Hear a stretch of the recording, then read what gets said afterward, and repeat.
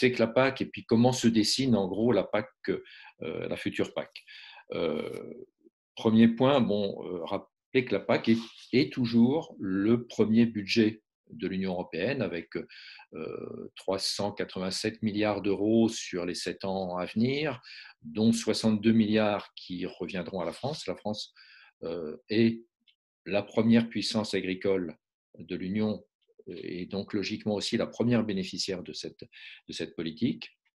Et ces 387 milliards sont, depuis le début des années 2000, répartis en deux enveloppes, en deux piliers, ce qu'on appelle le premier pilier, qui représente à peu près les trois quarts de ces sommes, qui sont des aides directes versées aux agriculteurs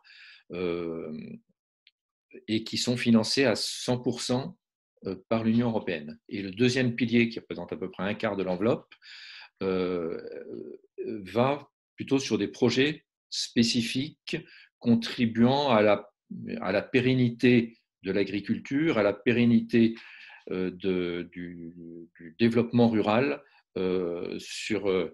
et c'est là qu'on trouve des financements tels que l'aide à l'installation des jeunes agriculteurs, la conversion bio ou des mesures agri-environnementales diverses. Et ce deuxième pilier, à la différence du premier, il est systématiquement cofinancé par l'Union européenne et les États ou les régions. Alors, la particularité de la nouvelle PAC, qui ne se mettra en œuvre d'ailleurs qu'à partir du 1er janvier 2023, c'est qu'elle devrait être moins monolithique que la précédente. C'est-à-dire le principe a été proposé par la Commission et retenu par les députés et le Conseil des ministres, qu'on se mettait d'accord à 27 pays sur des objectifs, 9 objectifs, on pourra les détailler si on a le temps et si ça vous intéresse, mais on a des objectifs communs, et ensuite il revient à chaque pays de définir ce qu'on a appelé un plan stratégique national, c'est-à-dire la manière dont des actions seront mises en œuvre pour atteindre ces objectifs. La deuxième chose qu'il faut dire par rapport à la future PAC, c'est que la PAC n'est qu'une des politiques de l'Union. Et donc, elle doit s'inscrire dans une stratégie globale qui est en parfaite complémentarité avec les autres politiques, notamment la politique commerciale, dont pourra nous parler Marie-Pierre Védrenne, ou la politique de la recherche, ou la politique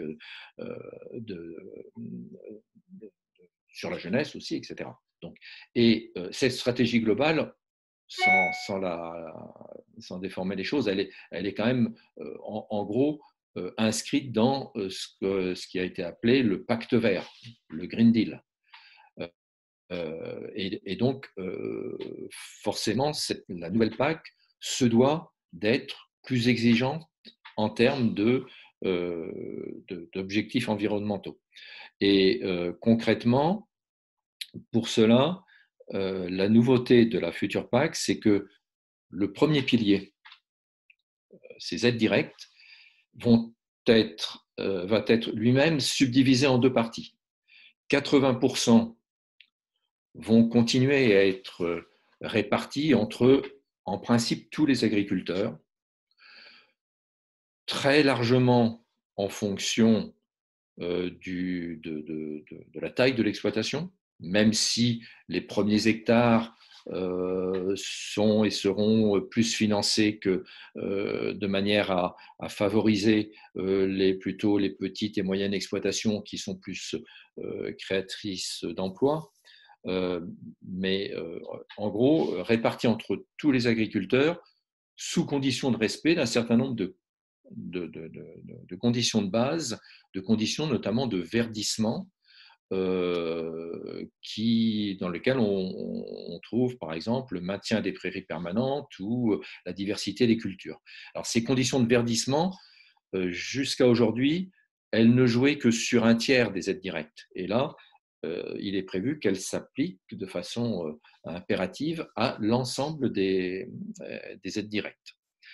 Donc, ce premier pilier, 80% vont continuer à être répartis sur tous les agriculteurs et 20% ne seront versés qu'à des agriculteurs volontaires qui s'engagent dans un programme spécifique un programme en gros d'agroécologie, de transition agroécologique, qui ira au-delà des conditions minimales de verdissement.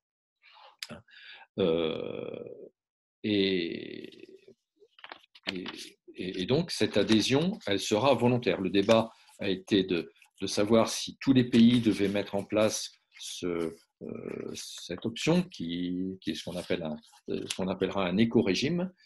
Ça a été effectivement acté comme une obligation pour tous les États de mettre en place un éco-régime avec adhésion volontaire des agriculteurs pour émarger à cette seconde porte de financement. Et la dernière chose que je voudrais souligner comme caractéristique ou volonté de la nouvelle PAC, c'est de dire qu'elle devrait être plus ciblée que les précédentes sur le modèle d'exploitation familiale. Alors, il faut souligner que le modèle européen agricole, il est quand même très largement un modèle d'exploitation familiale. Même si les exploitations se sont agrandies, ça reste une exploitation individuelle, même si elle est sous forme sociétaire de type GAEC.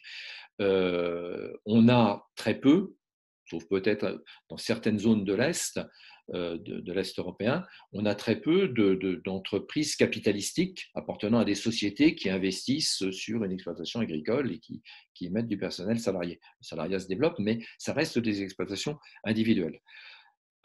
Et puisque c'est le modèle dominant et le modèle que l'on veut garder comme dominant sur notre continent, il y a deux choses qui sont proposées. C'est d'une part que ce surpaiement des premiers hectares, ce qu'on a appelé le paiement redistributif, soit accentué par rapport à la période précédente.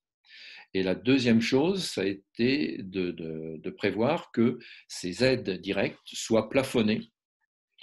Alors, plafonnées à 100 000 euros, on peut aussi discuter sur ce seuil, est-ce qu'il ne faudrait pas qu'il soit plus bas, mais, et même avec une dégressivité à partir de 60 000 euros. Donc voilà, très, très rapidement, en 5 minutes, comment on peut résumer les orientations de la nouvelle PAC et rappeler comment ça fonctionne.